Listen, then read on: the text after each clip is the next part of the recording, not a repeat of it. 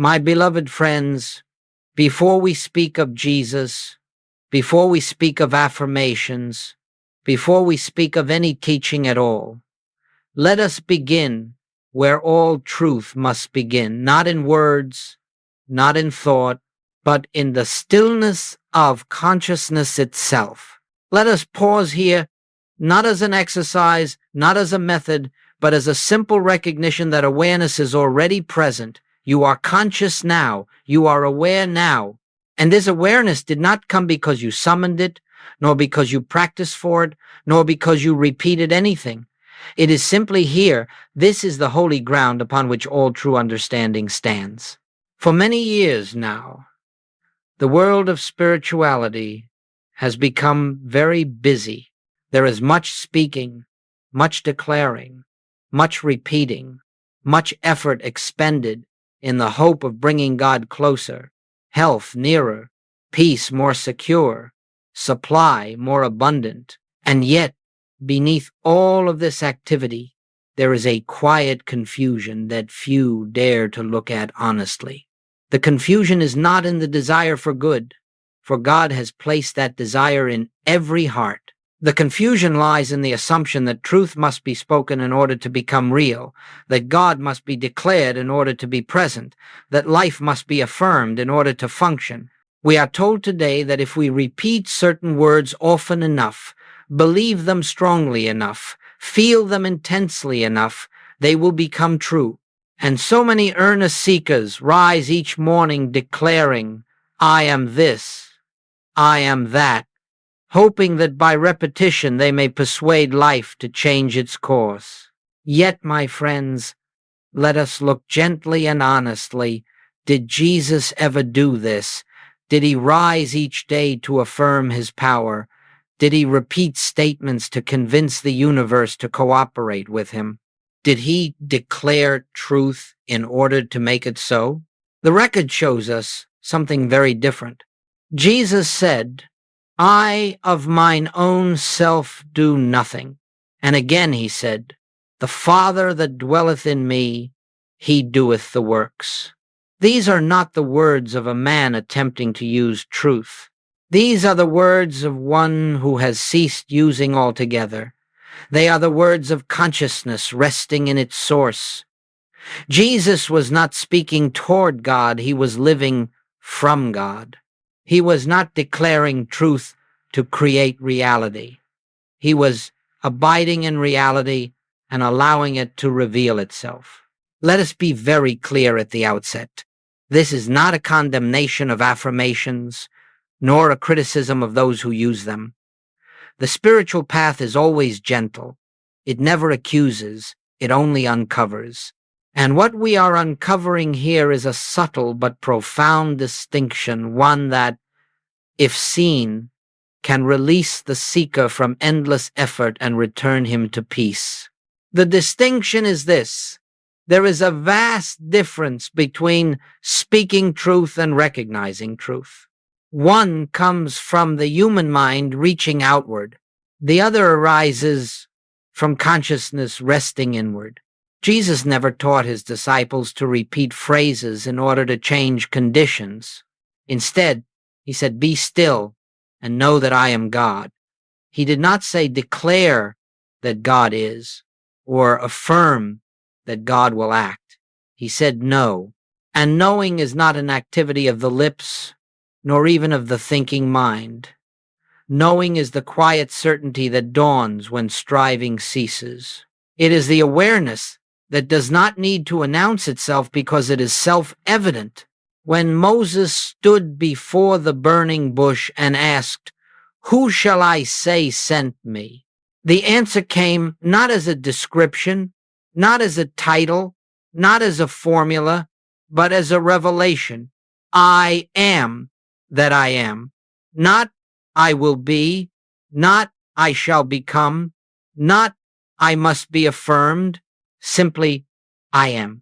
And this I am was not offered as a phrase to be repeated, but as the very name of being, itself, self-existent, self-sustaining, needing nothing to support it. Here, at the very beginning of our consideration, We must allow something to settle quietly within us.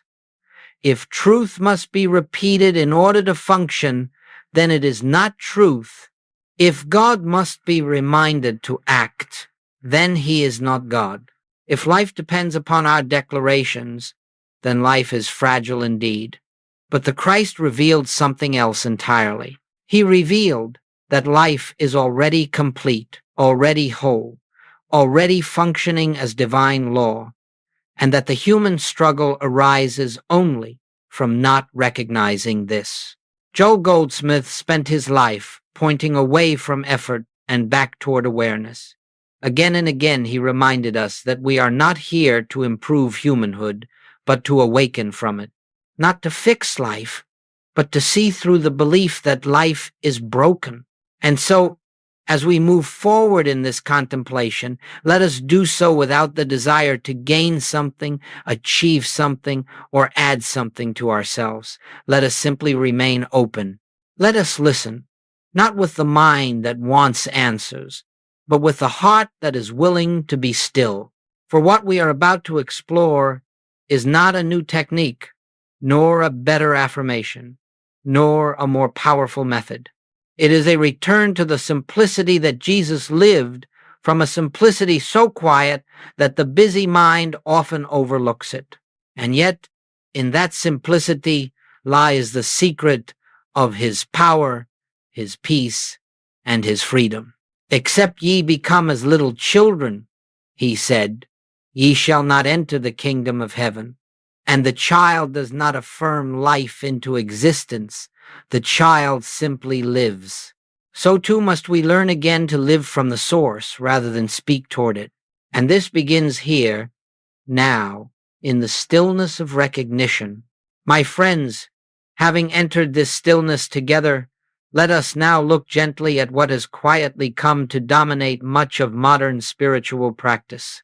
Not with judgment, not with resistance, but with the clear, compassionate seeing that dissolves illusion.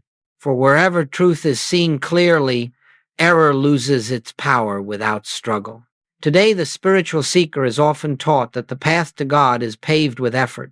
We are told to repeat, to declare, to insist, to affirm again and again until something changes. And so the mind becomes busy, occupied with words, occupied with results, occupied with the future. There's a constant activity of doing, of trying, of managing spiritual life as though it were a fragile thing that might collapse if we stopped attending to it. Yet consider this quietly. If God is infinite, if life is divine, if consciousness is sustained by spirit, what is it that we are trying to uphold? What is it that we fear will fail if we cease repeating words? This very urgency reveals the underlying belief that something is missing now, that truth is not yet established, that God is somehow absent until called forth by human effort. Affirmations, as they are commonly used, arise from this assumption. The seeker stands before life and says, I must declare abundance because lack appears. I must declare health because disease is visible. I must declare peace because fear is present. And while the words themselves may be beautiful, even true in essence, the consciousness from which they are spoken often betrays a hidden fear, the fear that without this repetition, life will not support us, the fear that God must be reminded of his duty. Jesus revealed no such anxiety. Never once do we find him attempting to override appearances with words. When confronted with disease, he did not say, I affirm health. When faced with lack, he did not declare abundance into existence. When storms arose, he did not persuade the universe to calm itself. He rested, he stood, he knew, and from that knowing, harmony appeared. This is why he could say, take no thought for your life. And again, which of you by taking thought can add 1 cubit unto his stature? Thought, in this sense, includes all anxious effort to manage outcomes, even spiritual effort. Jesus was pointing to a higher way, a way that begins where effort ends. Joel Goldsmith saw clearly that much of modern spirituality had unknowingly replaced trust with technique.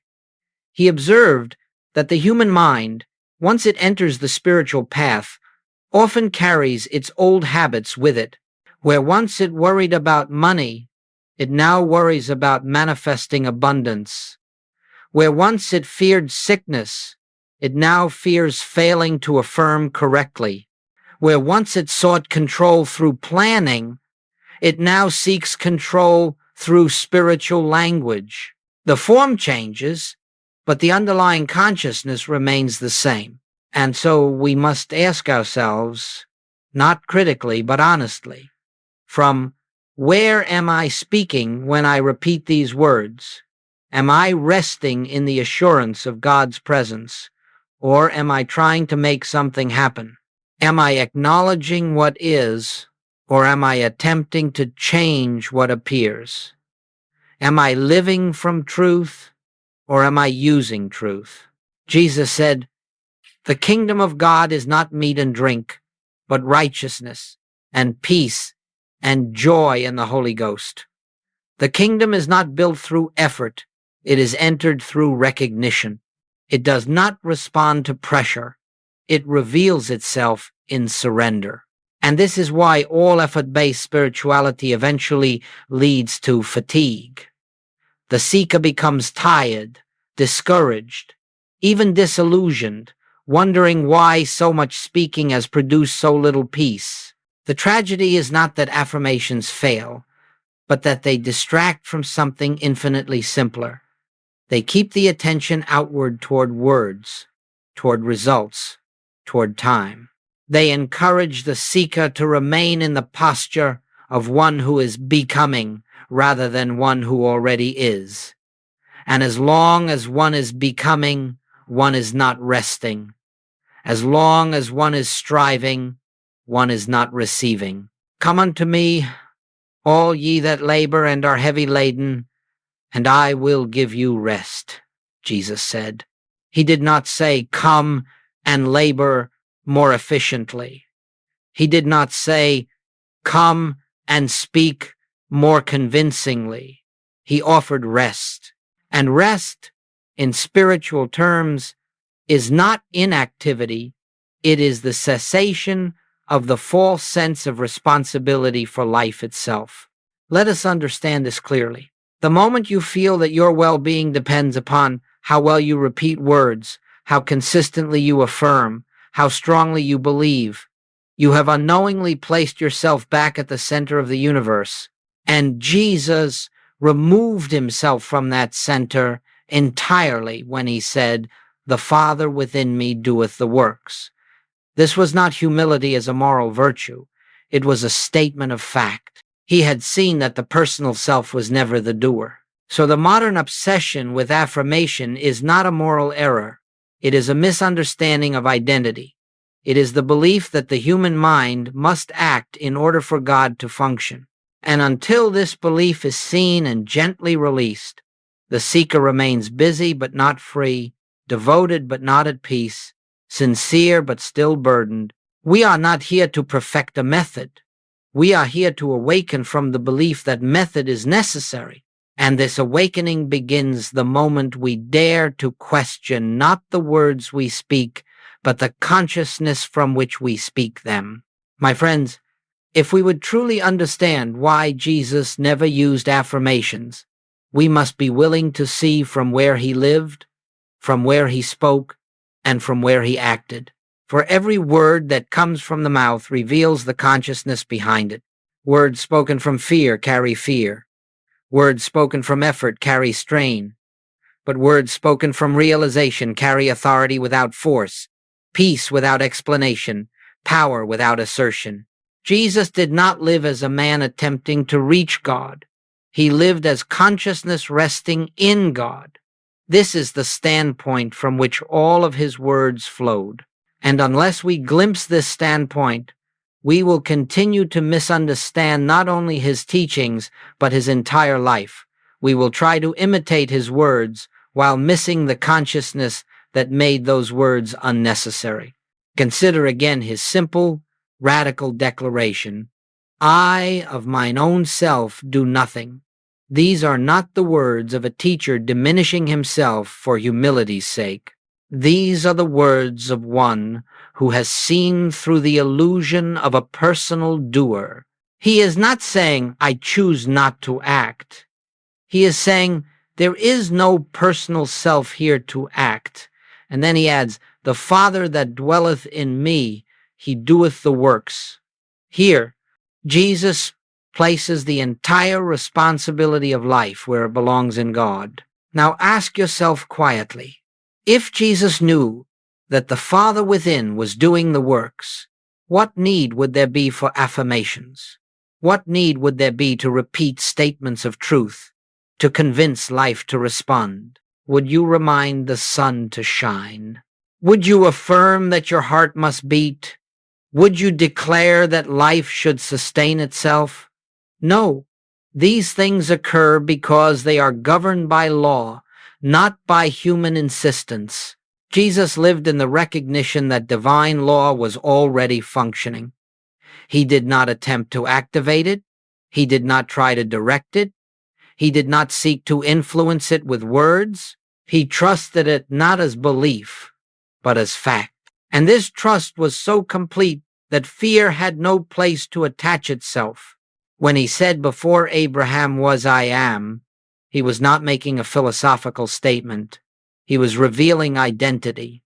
He was speaking from that eternal awareness, which knows no beginning and no end. This "I am" was not something he declared to become powerful.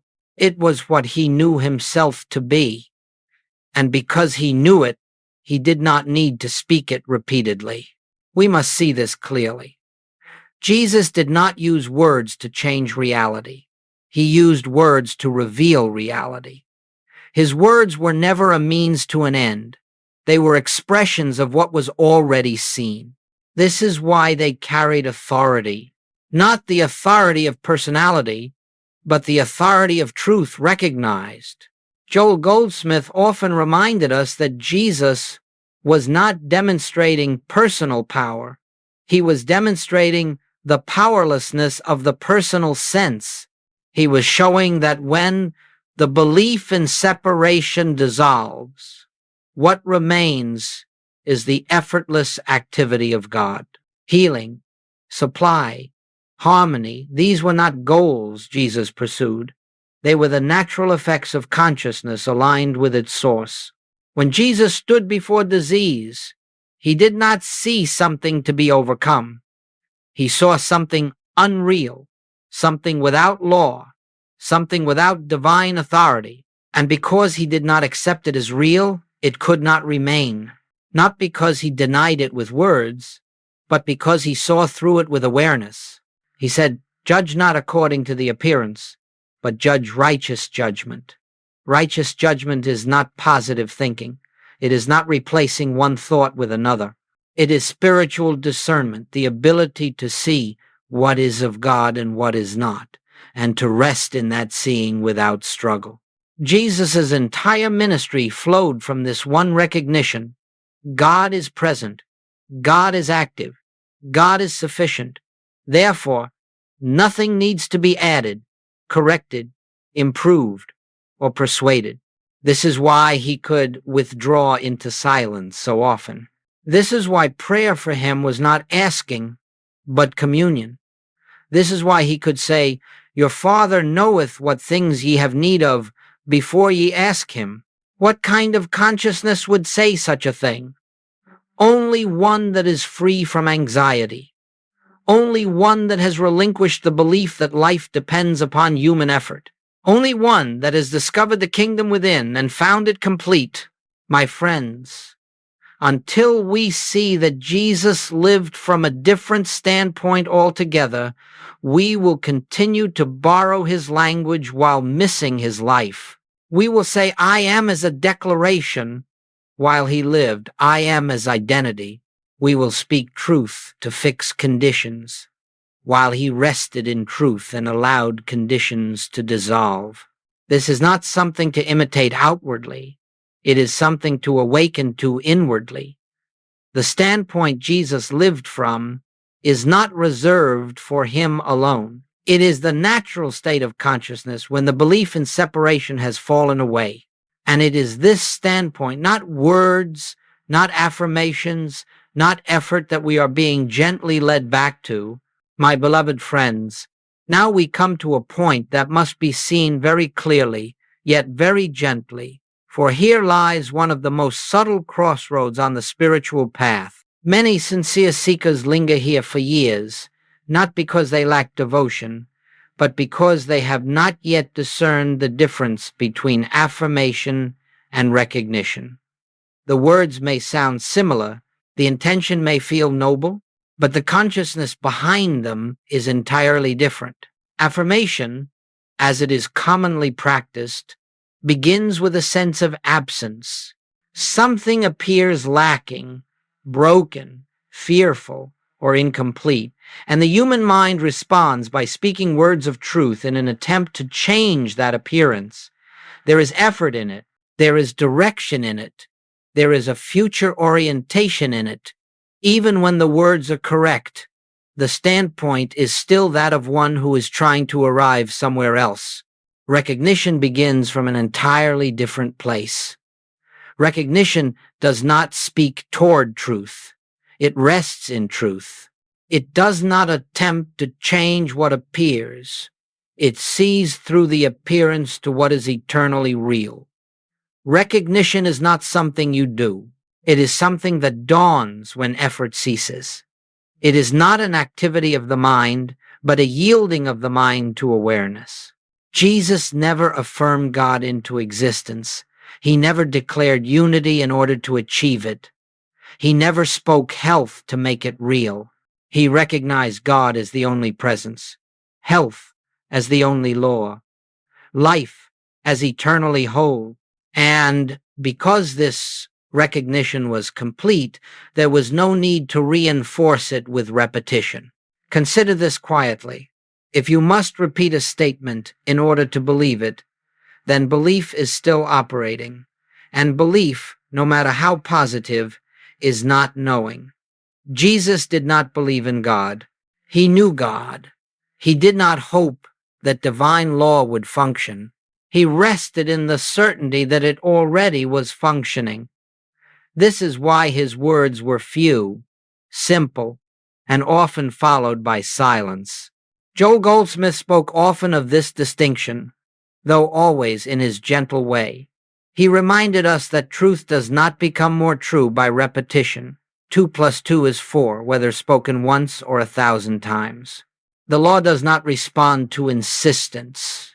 It operates by its own nature. And so, when we find ourselves repeating affirmations in order to feel secure, we may pause and ask, what am I still doubting? Recognition does not attempt to overcome doubt. It bypasses it. It does not argue with fear. It sees fear as unreal. It does not try to improve the human condition. It recognizes that the human condition was never the truth of being. This is why recognition carries such quiet power. It does not meet error on its own level. When Jesus said, "It is finished," he was not announcing the end of a struggle. He was revealing the completeness that had always been present. He was not affirming victory. He was resting in the eternal fact of God's allness. And in that resting, the illusion of separation had no place to remain. Affirmation keeps the seeker engaged with appearances. Recognition frees the seeker from them. Affirmation often says, "This is not yet, but it will be." Recognition says, "This already is." And there is an immeasurable difference between the two. One postpones peace. The other reveals peace now. My friends, this does not mean that words of truth are wrong. It means they are secondary. They are effects, not causes. When recognition dawns, words may arise naturally, but they are no longer tools. They are expressions. They do not strain. They do not seek results. They simply bear witness to what has been seen. Ye shall know the truth, and the truth shall make you free, Jesus said. He did not say, ye shall repeat the truth. He did not say, ye shall declare the truth until it works. He said, know. And knowing, in the spiritual sense, is not mental agreement. It is the still awareness that no longer asks, no longer seeks, no longer tries to improve what God has already completed. When recognition replaces affirmation, something very subtle yet profound happens. The sense of a personal self managing life begins to loosen. The burden of responsibility shifts. The seeker no longer feels that peace depends upon correct words or consistent practice. Peace becomes the ground rather than the goal. This is why Jesus could sleep in a storm. This is why he could face hatred without defense. This is why he could stand before death without fear, not because he affirmed courage, but because he recognized life. Not because he declared safety, but because he knew there was nothing outside God to threaten him. And so, as we move forward, let us not ask whether we should or should not use affirmations. That question belongs to the human mind. Let us ask instead, from where am I living? From where am I speaking? Am I trying to make truth function, or am I allowing myself to rest in the truth that is already functioning as my very being? My friends, we now approach a point that must be handled with great tenderness, for here the ego often hides itself behind sacred language. There is no deception more subtle than spiritual language spoken from an unexamined sense of personal identity. And nowhere is this more evident than in the modern use of the words I am. I am is the most sacred utterance in all of Scripture. It is not a phrase, it is not a formula, it is not a declaration meant to produce results. It is the name of being itself. When God spoke from the burning bush and said, I am that I am, he was not offering Moses a sentence to repeat. He was revealing the nature of reality, self-existent, eternal, needing nothing outside itself to sustain it. This I am was not given to be used. It was revealed to be known.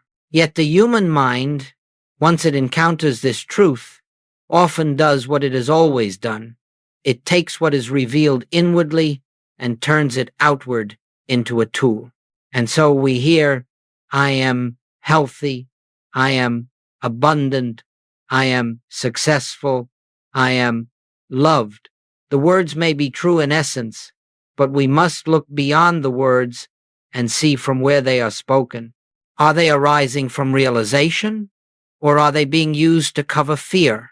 Very often, the repetition of I am, followed by a description, is an attempt to improve the human sense of self. It is the personal I reaching upward and attaching divine language to itself. And this, my friends, is precisely what Jesus never did. Jesus did not say, I am powerful, I am protected, I am successful. He said simply, I am, and then he stopped. He did not qualify it. He did not decorate it. He did not turn it into a personal statement. Why? Because the moment you say, I am this, or I am that, you have subtly returned to the realm of human identity. You have defined yourself again. You have limited the infinite to a concept. The true I am cannot be described, for any description is a boundary. The moment the I am is used to secure health, wealth, or safety, it has been reduced from being to function, from identity to instrument. Joel Goldsmith warned of this again and again, though always gently. He reminded us that the ego is quite willing to give up material language if it can retain control through spiritual language. The false self does not mind saying God or Christ or I am, so long as it remains the one speaking, directing, and managing outcomes. And so the seeker may feel very spiritual while still living from the same center of personal will. This is why repetition often brings only temporary comfort. It soothes the mind for a moment, but it does not dissolve the underlying sense of separation. The personal self is still there, still trying, still hoping, still guarding against fear. And because the false self has not been seen through, it quietly remains in power, now clothed in sacred words. Jesus never attempted to strengthen a personal identity. He came to dissolve it. He that loseth his life for my sake shall find it, he said. He was not speaking of physical death. He was speaking of the surrender of the personal sense of I that believes it must protect, improve, and sustain itself. Only when that false sense is relinquished does the true I am reveal itself as life itself. When Jesus said, I and my Father are one, he was not making a personal claim. He was revealing the absence of a separate self altogether. There was no personal I left to affirm anything. There was only the I am expressing itself without obstruction. And this is why his words carried such authority. They were not spoken to create truth. They were spoken from truth already realized. My friends, this does not mean that the words I am are wrong. It means they are too holy to be used casually. They are not meant to decorate the human self. They are meant to reveal that the human self was never the truth of being. The I am does not belong to you as a person. You belong to the I am as its expression. The moment you feel the need to repeat I am in order to feel safe, you may pause gently and ask, who is seeking safety? The I am does not seek. The I am does not repeat. The I am simply is. And when this is seen, even faintly, there is a quiet release. The strain eases. The effort softens. The need to declare dissolves into the peace of recognition. Be still and know that I am God. Not speak, not declare, not repeat. Be still. And in that stillness, the false I loosens its grip, and the true I am reveals itself not as a phrase on the lips, but as the very life by which you live. My beloved friends, having seen how easily sacred words can be taken up by the human mind and turned into instruments of effort, we are now ready to look at what Jesus actually relied upon. Not what he spoke about, not what others later said about him, but the method, if we may even use that word, that governed his life. And you will discover that it was not a method at all, but a state of being so quiet, so inward, so surrendered, that it left no room for personal striving. Jesus lived from silence. Not the silence of absence, but the silence of fullness. Not the silence of waiting, but the silence of knowing.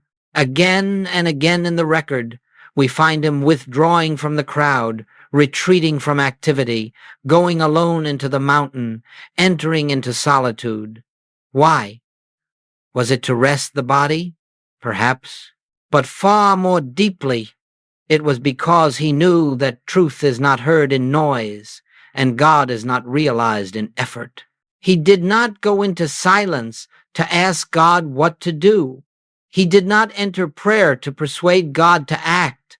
He entered silence because he already knew where the source was. He was not reaching upward. He was resting inward. This is why his prayer was never anxious, never urgent, never pleading. It was communion. It was awareness turning back upon itself. Jesus said, "The words that I speak unto you, I speak not of myself, but the Father that dwelleth in me. He doeth the works." This single statement reveals everything. He did not rely on words to produce power. He allowed power to express itself, and words followed naturally, effortlessly, without strain. The silence came first. The recognition came first. The action flowed afterward. This is the great reversal that the human mind struggles to accept. The world teaches us to act first and hope for peace later. Jesus revealed peace first, and action unfolded rightly from it. He did not treat silence as a technique to get results. Silence was his natural dwelling place. It was the atmosphere in which he lived and moved and had his being. Joel Goldsmith understood this deeply. He taught that the most important moment on the spiritual path is the moment when one stops trying to hear God and simply becomes quiet enough to notice that God is already present. This is why he said that prayer is not talking to God, but listening, not listening for words, but listening in the sense of receptive awareness.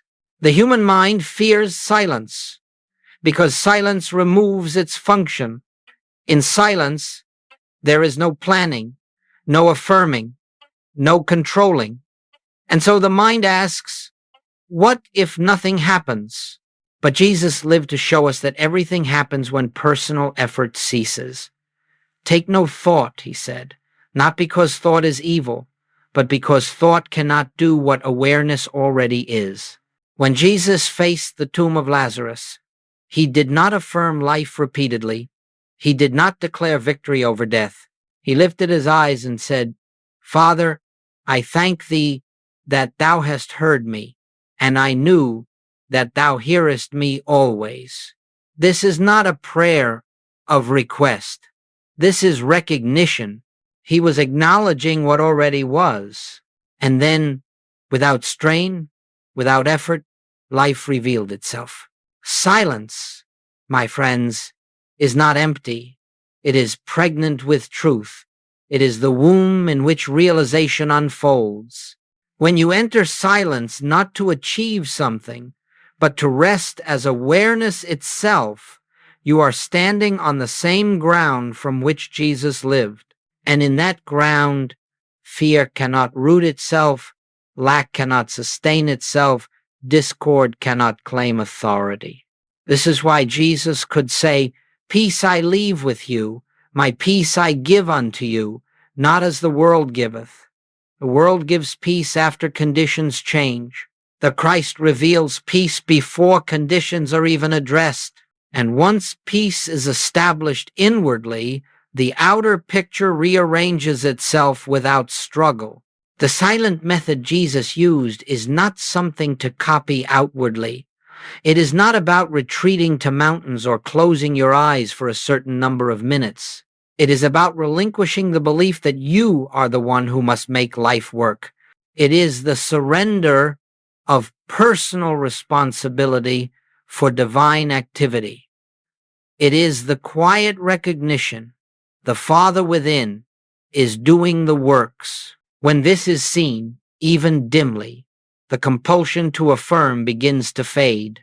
Words fall away naturally. Effort softens. The seeker no longer feels the need to convince life of anything, and in that relinquishment, something deeper than words begins to operate. Be still and know that I am God. Not act, not declare, not repeat, but be still. This stillness is not passivity, it is alignment. It is the consciousness that has returned to its source.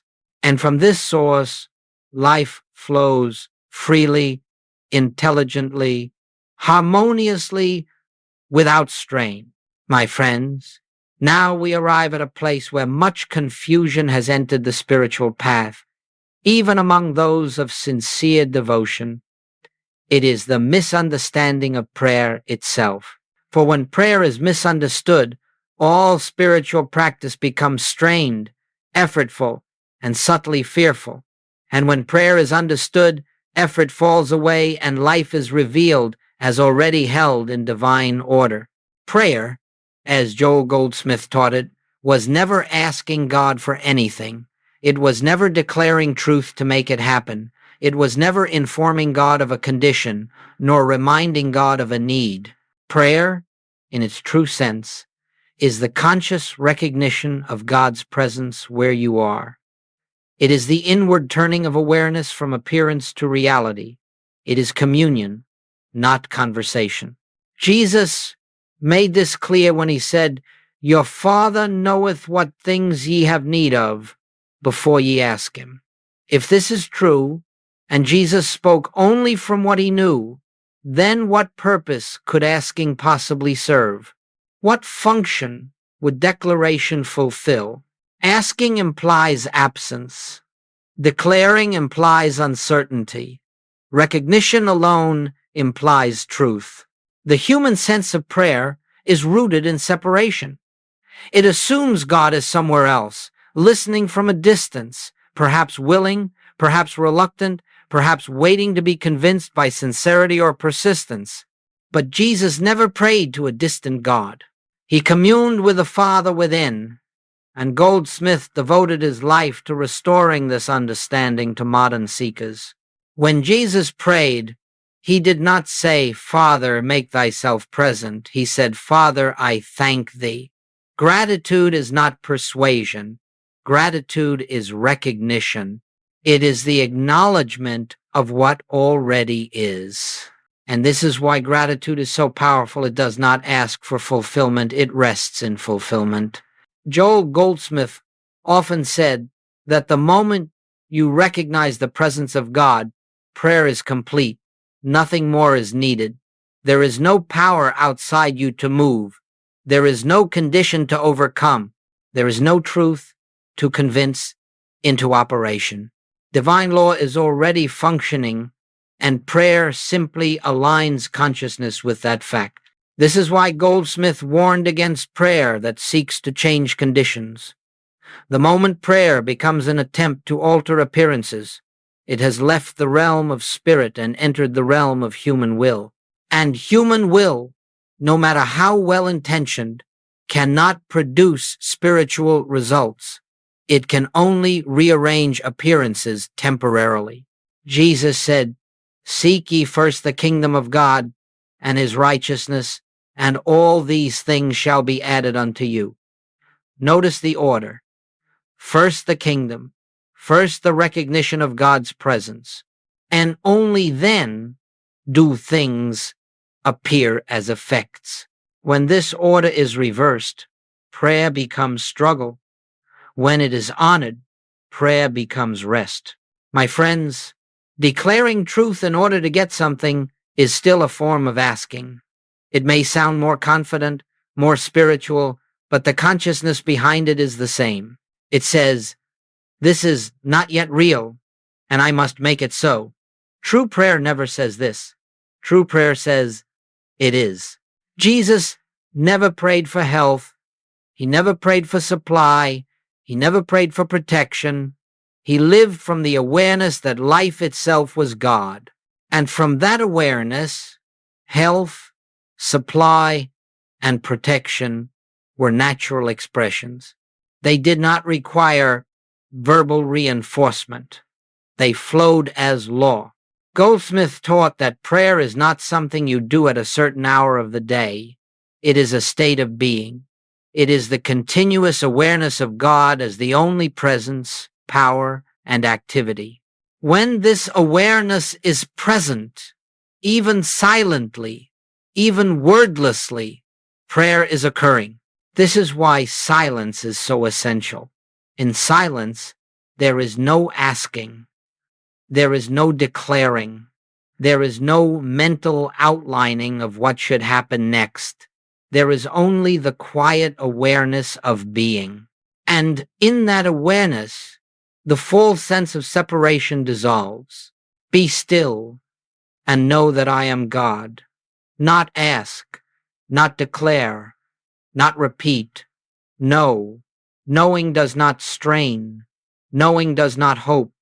Knowing does not wait. Knowing rests. And when prayer is understood in this way, something remarkable happens. The burden lifts. The seeker no longer feels responsible for outcomes. Life is no longer a problem to be solved.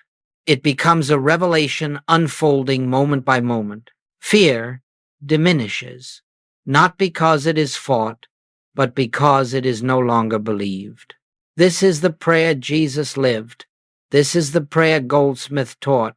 And this is the prayer that ends the endless cycle of effort and disappointment. For in true prayer, nothing is added to you. Something is removed, the belief that you were ever separate from God. My friends, as we move deeper into this unfolding, we must now face a belief so widely accepted that it is rarely questioned, the belief that spirituality is meant to produce results. This belief appears harmless, even reasonable, and yet it quietly binds the seeker to the very struggle he longs to escape. For the moment spiritual life is measured by outcomes, it is no longer rooted in truth, but in time. Results belong to the realm of appearances. They rise and fall. They come and go. They are subject to delay, change, and reversal. And when the seeker ties peace, faith, or spiritual success to results, peace is always postponed. Faith becomes conditional, and spirituality becomes another form of waiting. Jesus never lived this way. He did not say, "I will be at peace when the condition improves." He did not say, "I will trust God if the outcome is favorable." He rested in truth first. And because truth was established inwardly, results followed naturally, without strain and without anticipation. The danger of results-oriented spirituality is subtle. It convinces the seeker that realization lies just ahead, after the healing, after the supply appears, after the relationship improves. And so consciousness is always leaning forward, always watching the outer picture, always evaluating whether truth is working. This posture alone guarantees unrest. Joel Goldsmith spoke clearly on this point. He reminded us that when we seek results, we are still living from the belief that appearances have power. We are still granting authority to what is seen, measured, and reported by the senses. And the Christ consciousness does not live there. It abides beyond appearances in the unchanging presence of God. Jesus said, "My peace I give unto you, not as the world giveth." The world gives peace after results. The Christ reveals peace before results. And only the latter has the power to endure. Peace that depends upon conditions is no peace at all. It is merely relief, and relief must constantly be renewed. Consider this quietly. If you practice prayer or affirmation in order to get something, what happens when that something does not appear quickly? Discouragement enters. Doubt arises. Effort increases. And the seeker begins to question not the method, but himself. Perhaps I did not believe enough. Perhaps I did not affirm correctly. Perhaps I am not worthy. Thus, spirituality, meant to liberate, becomes a source of self-judgment. Jesus never invited this burden. He said, "Take my yoke upon you, for my yoke is easy, and my burden is light."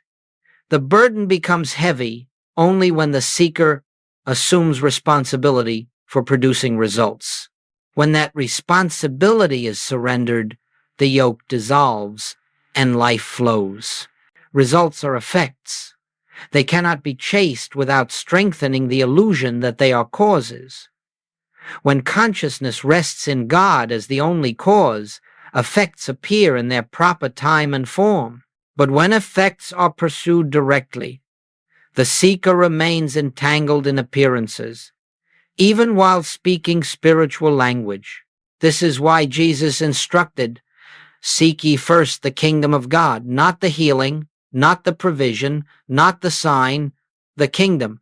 And the kingdom is not a result, it is a realization. It is the recognition of God's presence, as the ground of being. When this is seen, even faintly, the obsession with outcomes loosens its grip.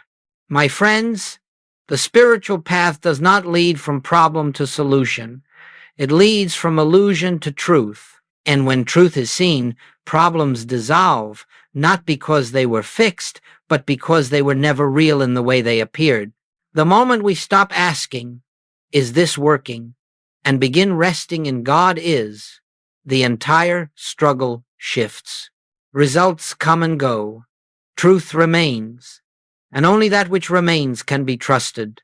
My beloved friends, having seen how easily the seeker becomes entangled in words, results, and effort, we now come to a turning point that marks the maturing of spiritual consciousness. It is the quiet shift from speaking truth to being truth. This shift does not announce itself. It does not arrive with emotion or demonstration. It comes silently, as a deep inner settling, when the soul grows weary of striving and finally rests. At first, the seeker speaks truth, because truth feels distant. Words are used as bridges to something believed to be elsewhere. But as understanding deepens, something begins to change. The need to speak diminishes. The urgency fades. The compulsion to repeat softens. And in this gentle quiet, truth begins to live itself. Jesus never tried to embody truth. He did not practice being the Christ. He was. And because he was, there was no effort to maintain it. Being requires no maintenance. Being does not need reinforcement. Being does not fear loss. Only that which is constructed must be protected. When the seeker moves from speaking to being, the center of gravity shifts inward. Life is no longer managed through mental activity. It is lived through awareness. Decisions are no longer forced. They arise. Actions are no longer defended. They unfold. The need to announce spiritual understanding disappears because understanding has become self-evident. Joel Goldsmith often said that the truth you must declare has not yet been realized. When truth is realized, it speaks for itself or remains silent. And this silence is not emptiness. It is fullness without strain. It is the peace Jesus referred to when he said, "The kingdom of God cometh not with observation." Being truth does not mean withdrawing from life. It means living without the constant inner commentary that seeks to justify, protect, or improve the self. The false self thrives on narration. The Christ lives without explanation. This is why Jesus so often refused to answer accusations, refused to defend himself, refused to explain his authority. Explanation belongs to the human mind. Truth needs none. As this shift occurs, the seeker may notice something unexpected. The outer life does not immediately become dramatic or extraordinary. In fact, it may appear quite ordinary. And yet beneath this ordinariness flows a steadiness that was never there before, a quiet confidence, not in outcomes, but in being, a sense that life is carrying itself. The scriptures tell us, "Let this mind be in you, which was also in Christ Jesus." This is not a command to think differently. It is an invitation to relinquish the belief that thinking is the source of life. The mind of Christ is awareness itself, unburdened, unafraid, unattached. It does not assert truth. It abides in it. When truth is being rather than spoken, fear loses its audience. Doubt loses its fuel. Conditions may still appear, but they no longer define identity. The seeker no longer says, "I am afraid," but quietly recognizes fear is appearing. There is distance now, not the distance of denial, but the distance of clarity. This is why Jesus could say, In the world ye shall have tribulation, but be of good cheer. I have overcome the world. He did not overcome the world by fighting it. He overcame it by not living in it psychologically. He lived in God. And from that standpoint, the world had no authority. My friends, this shift from speaking to being is not achieved by discipline. It happens when the mind becomes convinced, not intellectually, but inwardly, that it cannot carry the weight of life. When effort collapses, grace enters. When control is relinquished, guidance appears. When words fall silent, truth stands revealed. And so, if you find yourself speaking less, explaining less, striving less, do not fear that you are losing something. You are not becoming passive. You are becoming aligned. You are not giving up truth. You are allowing truth to live as you. My friends, when we come to this point on the path, a subtle fear often arises in the heart of the seeker. It is not always spoken, but it is deeply felt. The fear is this: if I stop affirming, what will hold my life together?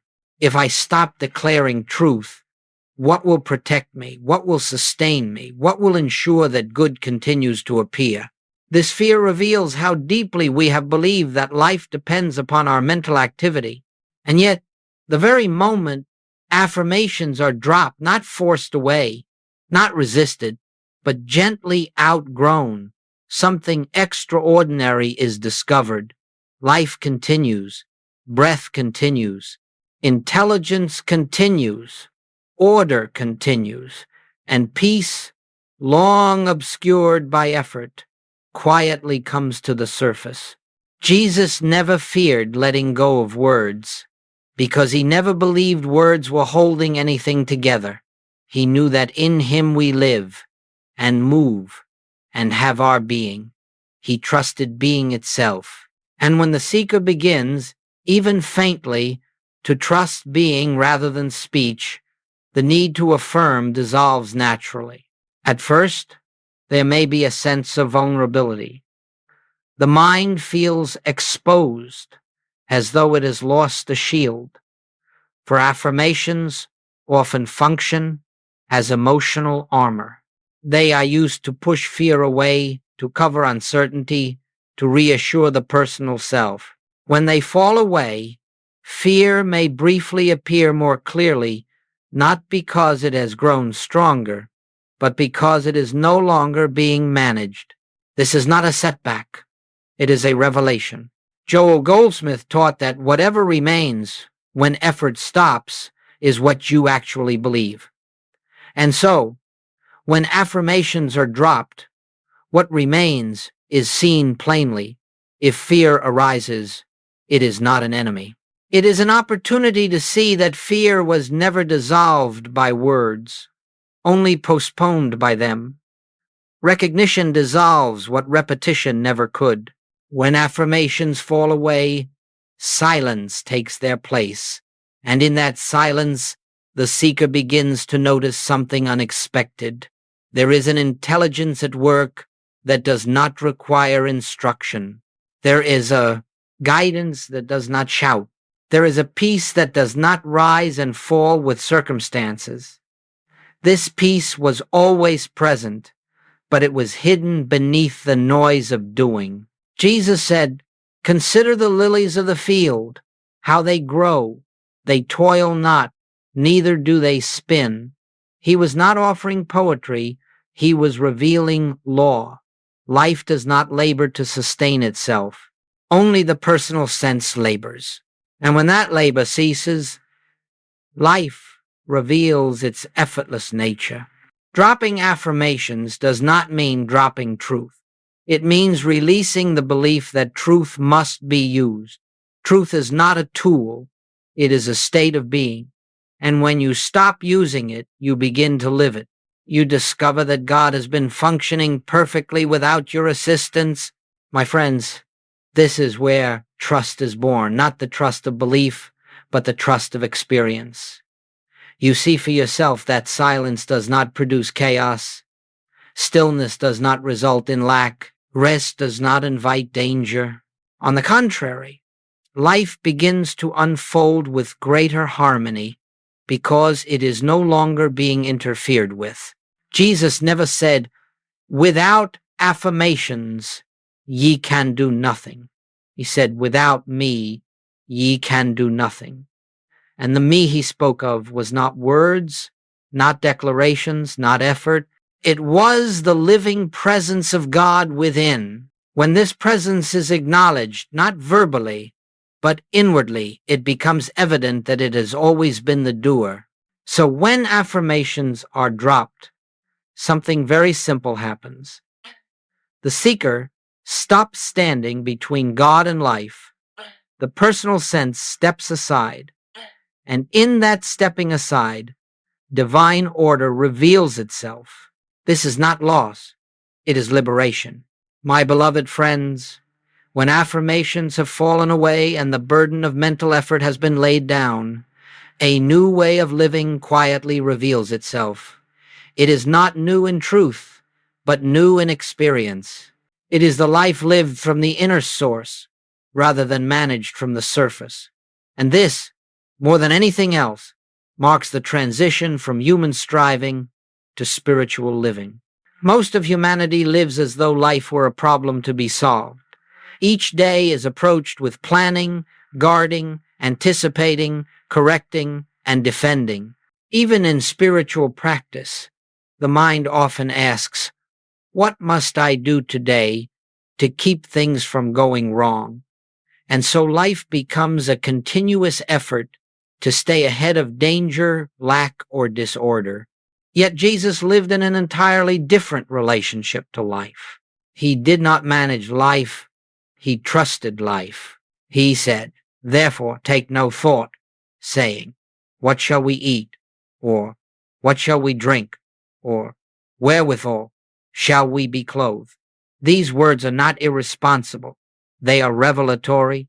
They reveal that there is an intelligence governing life that does not require human supervision. Jesus was not careless. He was conscious of the only real cause. To live from the inner source is to recognize that the presence of God is not an occasional visitor to your life, but its very foundation. It is not something you consult when problems arise. It is the very life by which problems are dissolved before they gain authority. When you live from this source, you do not react to appearances. You rest beneath them. Joel Goldsmith often said that the human mind wants to do something about every situation, while the Christ consciousness knows that being is the action. The human mind rushes ahead, attempting to predict outcomes and prevent difficulties. The Christ remains still, allowing right unfoldment to reveal itself. And this stillness is not passivity, it is alignment with divine law. When Jesus faced opposition, he did not strategize. When he encountered lack, he did not worry. When he was misunderstood, he did not defend. He lived from a center so deep that surface conditions could not disturb it. "None of these things move me," said Paul, speaking from the same realization. This is the life lived from within. Managing life assumes separation. It assumes that life is happening to you, and that you must respond quickly enough to protect yourself. Living from the inner source reveals that life is happening as you, and that the intelligence governing it is already present. In this awareness, urgency dissolves, fear softens, decisions arise naturally without strain. This does not mean that action ceases. It means that action is no longer driven by anxiety. When action arises from the inner source, it carries no burden. It is simple, appropriate, and often surprisingly effortless. Jesus did not plan miracles. He responded to the moment, guided by awareness rather than anticipation. "Trust in the Lord with all thine heart, and lean not unto thine own understanding," Scripture tells us. Leaning on our own understanding is precisely what managing life is. Trusting in the Lord is the relinquishment of that management. And when this trust becomes lived experience rather than belief, life begins to reveal a harmony that cannot be produced by planning. My friends, living from the inner source does not make life smaller. It makes it freer. You may still work, still choose, still engage with the world, but you do so without the sense that everything depends upon you. You become an instrument rather than an operator. You allow life to express itself through you rather than trying to direct it from above. This is the life Jesus lived. This is the life Joel Goldsmith pointed us toward. And it is not a future attainment. It is a present availability, waiting only for the release of the belief that you must manage what God is already sustaining. My friends, when life is no longer managed from the surface and consciousness has begun to rest in its source, we come naturally to the end of technique, not because techniques were wrong, but because they are no longer needed. They fall away as crutches fall away when strength is restored not by effort but by growth, and in their place, something far more profound reveals itself: grace. Grace is perhaps the most misunderstood word in all of spiritual language. It has been treated as a reward, a favor granted from above, a gift bestowed upon those who have done enough, believed enough, or proven themselves worthy. But Jesus revealed grace as something altogether different. Grace is not given. It is the natural action of God when nothing stands in the way. When techniques fall away, what is really falling away is the belief that you are the doer. Technique is always rooted in the assumption that something must be done by you in order for God to act. Grace reveals that God has always been acting, and that the only obstacle was the personal sense standing in the way. Jesus never practiced grace. He lived in it. He did not attempt to receive it. He allowed it to flow, unobstructed. My Father worketh hitherto, and I work, he said, not as two actions, but as one. There was no gap between divine activity and human experience, because the belief in separation had dissolved. Joel Goldsmith taught that grace appears the moment effort ends, not when effort is abandoned out of exhaustion, but when it is released through understanding. When the mind sees clearly that it was never the source of life, it stops trying to be. And in that stopping, grace takes over, not dramatically, not emotionally, but quietly, steadily, inevitably. This is why Jesus said, "My yoke is easy and my burden is light." A yoke is only heavy when you believe you are pulling alone. When you discover that you were never the power, the strain dissolves. The burden was never life. It was the belief that life depended upon you. Grace does not announce itself. It does not come with signs or confirmations. It simply begins to operate where resistance has ended. You may notice that problems resolve without struggle, that decisions become clear without analysis, that supply appears without anxiety, that healing unfolds without fixation, not because you did something right, but because you stopped doing what was unnecessary. The human mind wants to hold on to technique because technique provides a sense of control. Grace removes control. It asks for trust, not blind belief, but the trust that comes from recognition, not by might nor by power, but by my spirit, saith the Lord. This is not poetry. It is law. Grace does not improve the personal self. It reveals that the personal self was never the center. This is why grace often feels humbling. It removes credit. It removes pride. It removes blame. It leaves only gratitude, not gratitude for what happened, but gratitude for what was always true. When technique ends, comparison ends. The seeker no longer measures progress. There is no longer a sense of being ahead or behind. There is simply presence. And in presence, grace is always active. Jesus never said, "By my technique ye shall be saved." He said, "By grace are ye saved." Saved from what? From the belief in separation, from the illusion of personal doership, from the endless cycle of effort and disappointment. Grace is not something added to life. It is life unobstructed. And so, my friends, if you find techniques falling away, do not rush to replace them. Do not fear that you are becoming careless or uncommitted. You are not losing devotion. You are losing obstruction. Grace is not the result of correct practice. It is the result of clear seeing. When grace takes its place, life becomes simpler, not easier in the human sense, but lighter, more natural, more fluid.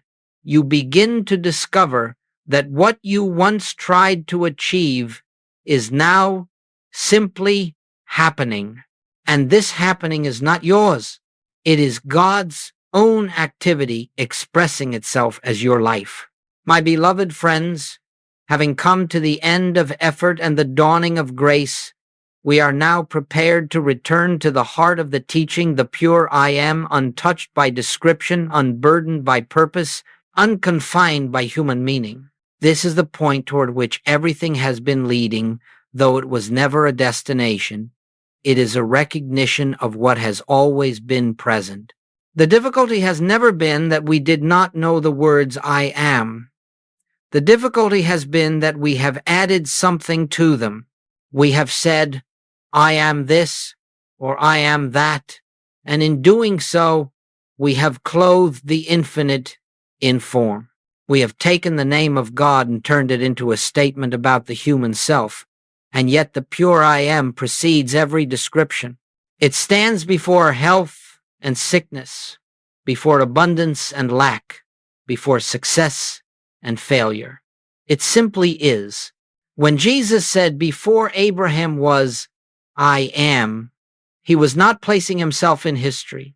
He was stepping outside of history altogether. He was revealing an identity that does not begin with birth and does not end with death. This I am is not improved by circumstances, nor diminished by them.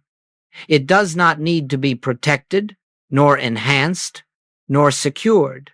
It is the ground of being itself. Joel Goldsmith taught that the moment you add a quality to I am, you have stepped out of the infinite and into the finite, not because the quality is wrong, but because the act of qualifying divides.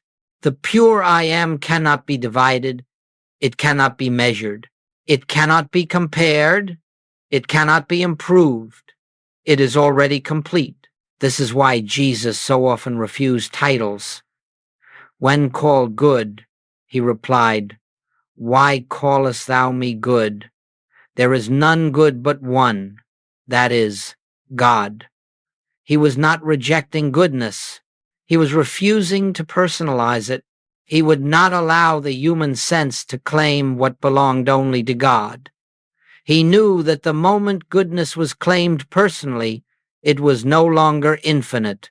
Returning to the pure I am is not an act of concentration. It is an act of release. You are not trying to hold on to awareness. You are letting go of everything that is not awareness. You are not affirming identity. You are allowing false identity to fall away. And what remains is astonishingly simple. In this I am, there is no fear, because fear requires a future. There is no regret, because regret requires a past. There is no striving, because striving requires lack. The I am lives only in the eternal now, where God said, "I am the Lord, I change not." This changelessness is not stagnation, it is stability. It is the rock upon which Jesus built his life. My friends, When you rest in the pure I am, without adjectives, without goals, without expectation, you may feel at first as though you are doing nothing. And indeed, you are doing nothing because nothing is required. But in this apparent nothingness, everything real is present. The life that sustains the stars is sustaining you. The intelligence that orders the universe is ordering your affairs. The love that knows no opposite is expressing itself as your being. This is why Jesus could say, "Abide in me, and I in you." Abiding is not effort. It is remaining. It is not seeking.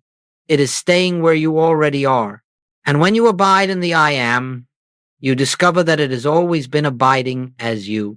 There is no need to return to the I am repeatedly. You have never left it. There is only the need to notice when the mind wanders into description, into identity, into effort, and to gently let those additions fall away. Each time they fall away, the I am stands revealed again, silent, whole, untouched. This is the simplicity that the human mind resists because it offers no role, no achievement, no accomplishment, and yet it is the simplicity that sets us free. For in the I am, there is no one to save, no one to heal, no one to improve. There is only God being God, and that being is your life. My beloved friends, as we come to this gentle close, let us not think of it as an ending, but as a settling. For truth does not conclude. It reveals itself, and then quietly remains. What we have been considering together is not a new doctrine, not a better practice, not a higher form of effort. It is the uncovering of something so simple that the human mind has overlooked it again and again. The mind always looks for complexity. It believes that what is real must be difficult, that what is valuable must be earned, that what is divine must be approached through effort. And so, when the teaching points instead to rest, to stillness, to recognition, the mind resists.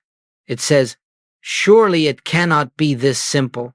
Yet Jesus revealed again and again that it is precisely this simple. "Except ye be converted and become as little children, ye shall not enter into the kingdom of heaven." The child does not affirm life into existence. The child does not manage reality. The child lives, and in living, trusts. This trust is not naive. It is natural. It is what remains when the burden of personal responsibility is laid down.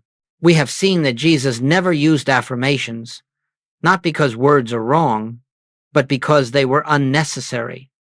He did not live from words. He lived from awareness. He did not speak truth to make it function. He recognized truth and allowed it to reveal itself. And this recognition required no strain, no repetition, no defense. It required only stillness. Joel Goldsmith spent his life pointing to this stillness. He did not ask his students to become spiritual achievers. He invited them to stop believing they were separate. He did not promise dramatic experiences. He promised peace. And peace, my friends, is not exciting to the human mind, but it is unmistakable to the soul. This teaching is simple, but it is not easy for the mind because it removes the mind from the center.